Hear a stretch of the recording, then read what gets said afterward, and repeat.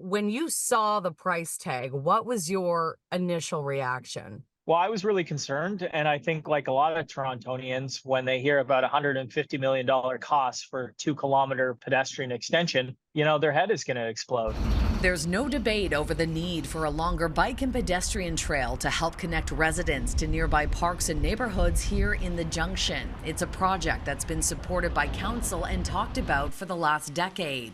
What's concerning some councillors is the massive cost. This doesn't make sense. Frankly, the dollar amount that Metrolinx has told us sounds completely insane.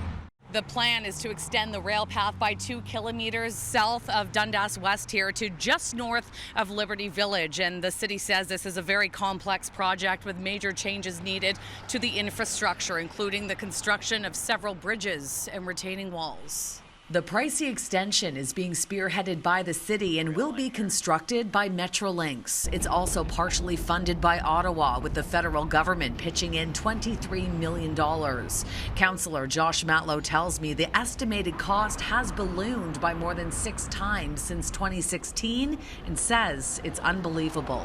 They're building a similar rail path on Vancouver Island for about $172 million for 289 kilometers, not 2 kilometers like Metrolinx would be building here in Toronto. Metrolinx has a very long and shameful history of not being upfront about the cost of their projects and why it costs so much. They need to be open with the public.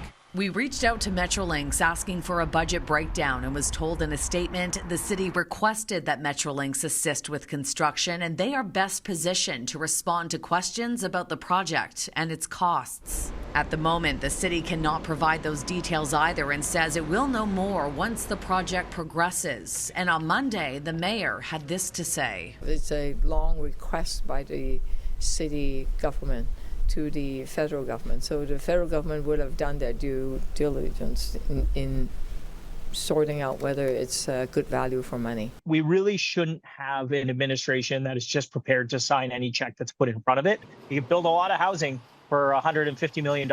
At this point, construction on the railpath extension is slated to begin in the first half of 2025 and will take at least 3 years to finish. On Dundas West, Shauna Hunt, City News.